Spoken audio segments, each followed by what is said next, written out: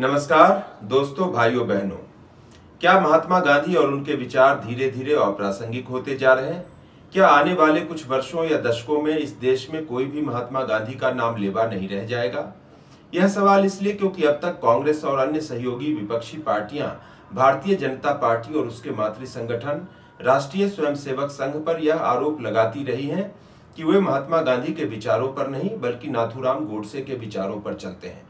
लेकिन अब देखने में ऐसा आ रहा है कि धीरे धीरे भाजपा और आरएसएस पर आरोप लगाने वाली इन विपक्षी पार्टियों ने भी महात्मा गांधी से किनारा करना शुरू कर दिया है। इसकी ताजा मिसाल दिखी बिहार में, जहां सरकारी स्कूलों में महात्मा गांधी के जन्मदिन 2 अक्टूबर पर दी जाने वाली छुट्टी खत्म कर दी गई है, जबकि बाबा साहब भीमराव अंबेडकर के जन्मदिन की छुट्टी बरकरार है। यद्यपि विवाद बढ़ने पर सरकार से जुड़े कुछ नेताओं ने यह दलील दी कि सरकार चाहती है कि महात्मा गांधी के जन्मदिन पर बच्चे घरों में न रहें और स्कूल आकर उनके बारे में जाने समझें। लेकिन इस दलील के हिसाब से तो अंबेडकर, गुरु गोविंद सिंह, संत कबीरदास, संत रविदास जी और ऐसे अन्य तमाम महापुरुषों के जन्मदिन पर भी बच्चों को छुट्टी देने की कोई जरूरत ही नहीं थी। इन महापुरुषों की जयंतियों पर भी बच्चों को स्कूल में बुलाया जाता और उनके व्यक्तित्व और कृतित्व के बारे में बताया जाता। यानी असली बात वह नहीं है जो बिहार सरकार से जुड़े नेताओं की सफाई में कही जा रही है।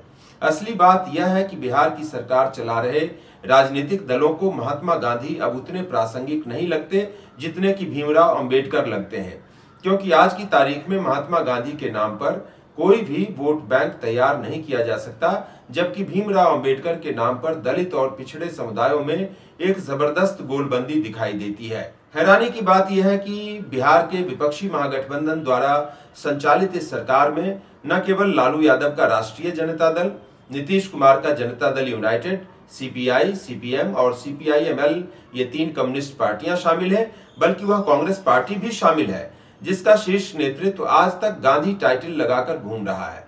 विडंबना यह भी है कि अभी जब उपराष्ट्रपति श्री जगदीप धनखड़ ने महात्मा गांधी से प्रधानमंत्री नरेंद्र मोदी की तुलना कर दी, तो कांग्रेस के नेता उन पर और भाजपा आरएसएस पर हमलावर हो गए थे। लेकिन जब बिहार में महात्मा गांधी के जन्मदिन की छुट्टी खत्म कर दी गई, तो इसकी आलोचना करना तो दूर, वे इस पर कुछ बोल भी नहीं पा रहे हैं। और महात्मा गांधी की ऐसी अवहेलना केवल विपक्ष शासित बिहार में ही नहीं, बल्कि दिल्ली और पंजाब में भी दिखाई देती है, जहां कांग्रेस नीति इंडी गठबंधन के एक महत्वपूर्ण पार्टनर आम आदमी पार्टी की सरकारें हैं।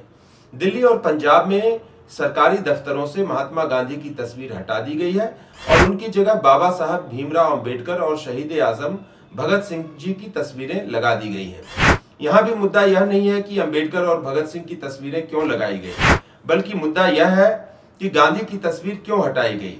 तो फिर से वही सवाल कि क्या महात्मा गांधी और उनके विचार धीरे धीरे इस देश में अपनी प्रासंगिकता खोते जा रहे हैं? यहाँ यह भी महत्वपूर्ण है कि किसी भी चुनावी लोकतंत्र में राजनीतिक दलों के फैसले, व्यवहार और आचरण उस लोकतंत्र की जनता के विचारों का भी एक महत्वपूर्ण इंडिकेटर होते हैं, क्योंकि आमतौर पर ये राजनीतिक दल जनभावनाओं के हिसाब से ही अपनी नीतियां बनाते हैं और जनभावनाओं की अनदेखी करने वाले राजनीतिक दल धूल में मिल जाया करते हैं। तो बिहार, दिल्ली और पंजाब में यदि सत्ताधारी विपक्षी पार्टियां आज महात्मा गांधी से पिंड छुड़ाती हुई और अंबेडकर से जुड़ती हुई दिखाई दे रही हैं, तो इसका एक साफ संकेत यह भी है कि इन पार्टियों और इनके मतदाताओं को महात्मा गांधी के विचार अब उतने प्रासंगिक नहीं लगते शायद। अब जब आप इस निष्कर्ष पर पहुंचते हैं, तो आपको जनसांख्यिक दृष्टि से भी देख लेना चाहिए कि आज इस देश की कितनी बड़ी आबादी महात्मा गांधी के विचारों से दूर जा चुकी है। मोटे तौर पर आप यह मानकर चल सकते हैं कि हिंदुत्ववादी विचारधारा का अनुसरण करने वाली भाजपा और आरएसएस के लगभग ज्यादातर समर्थक महात्मा गांधी और उनके विचारों से असहमति रखते हैं। 2019 के लोकसभा चुनाव के परिणाम को यदि पैमाना बनाएं, तो भाजपा और इसके नेतृत्व वाले गठबंधन को इस देश के लगभग 45% मतदाताओं ने अपना समर्थन दिया है। भले ही इनमें से कुछ खुलकर महात्मा गांधी की आलोचना करते हैं और कुछ मर्यादा में रहते हुए उनकी खुली आलोचना करने से परहेज करते हैं। भले ही सरकार के स्तर पर भाजपा ने अभी तक महात्मा गांधी की किसी भी प्रकार से अवहेलना नहीं की है और पिछली सरकारों द्वारा स्थापित परंपराओं को ही आगे बढ़ाया है।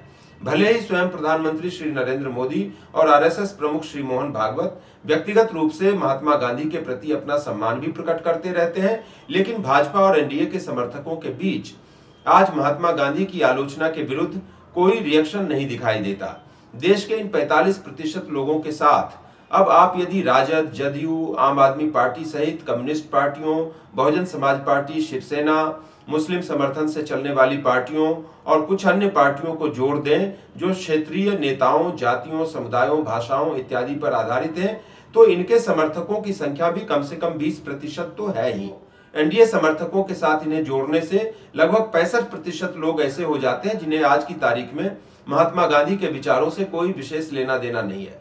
बचे हुए 35% लोगों में भी केवल कांग्रेस के समर्थक ही ऐसे हैं जो मोटे तौर पर आज भी महात्मा गांधी के विचारों का अनुसरण करने का दम भरते हैं, लेकिन ऐसे लोगों की संख्या 2019 में 20% से भी कम थी। लेकिन आज हालात ऐसे हैं कि सत्ता गठबंधन, नए पैदा होते राजनीतिक हालात और समीकरणों को साधने की मजबूरी में इन 20% लोगों के भीतर भी महात्मा गांधी के नाम और विचारों को लेकर वैसा आग्रह नहीं दिखाई देता जैसा कि ये दावा करते हैं। यदि वैसा आग्रह होता तो ये बिहार, दिल्ली, पंजाब जैसे राज्यों में साफ तौर पर अपने गठबंधन सहयोगियों से कह सकते थे कि महात्मा गांधी के नाम पर कोई समझौता नहीं होगा। जैसा कि शिवसेना उद्धव ठाकरे गुट ने महाराष्ट्र में कांग्रेस को साफ तौर पर बता दिया कि वीर सावरकर के नाम पर कोई समझौता नहीं होगा।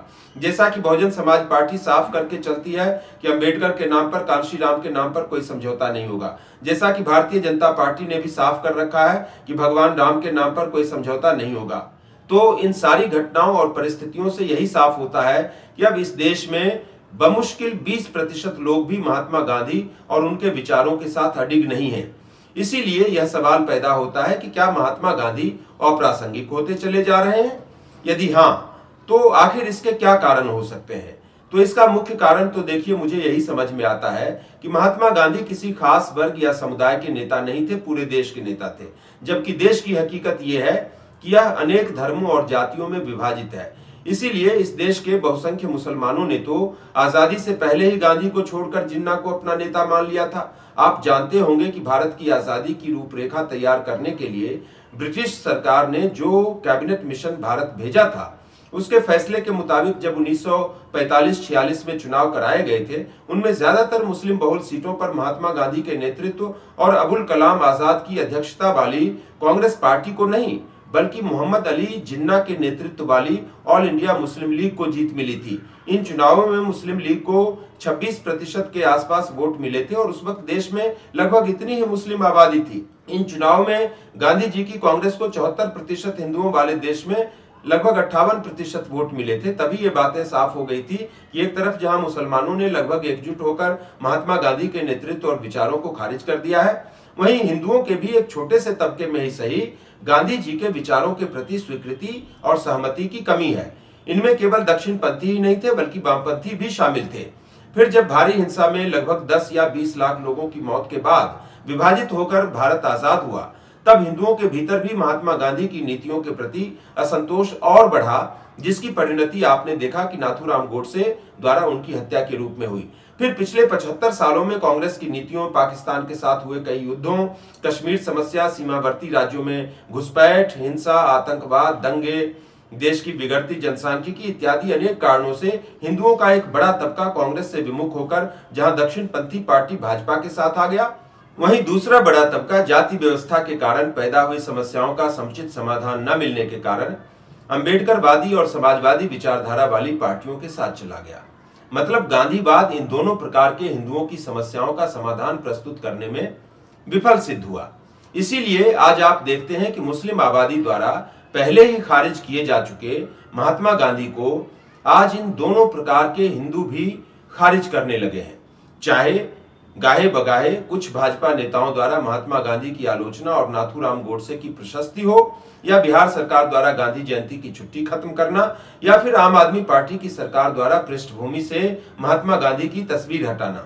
इन सारी घटनाओं को आप इसी परिप्रेक्ष्य में ठीक से समझ सकते हैं। आप चाहें तो इस बात पर भी गौर कर सकते हैं कि स्वयं महात्मा गांधी के अपने गृह राज्य गुजरात में आज सबसे ऊंची प्रतिमा महात्मा गांधी की नहीं, बल्कि सरदार वल्लभ भाई पटेल की है, और गुजरात की जनता ने भी इसे लगभग निर्विरोध और निर्विवाद रूप से अपनी स्वीकृति दे दी है। इतना ही नहीं, महात्मा गांधी की अपनी बनिया जाति के लोग भी आज मुख्य रूप से कांग्रेस के साथ नहीं, बल्कि भाजपा के साथ समझे जाते हैं, और खुद को बनिया कहने वाले एक दूसरे नेता अरविंद केजरीवाल ने ही सरकारी दफ्तरों से उनकी तस्वीरें उतरवाने की शुरुआत कर दी है।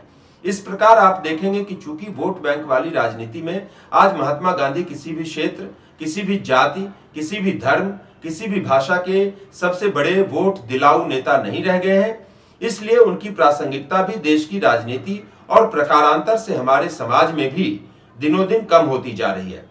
तो फटाफट कमेंट करके बताइए कि क्या आपको भी लगता है कि महात्मा गांधी और उनके विचार धीरे धीरे इस देश में अप्रासंगिक होते जा रहे हैं। वीडियो पसंद आए तो इसे लाइक कीजिए, शेयर कीजिए, हमारे चैनल को सब्सक्राइब कीजिए। जल्दी मिलता हूं अगले किसी विषय पर। धन्यवाद।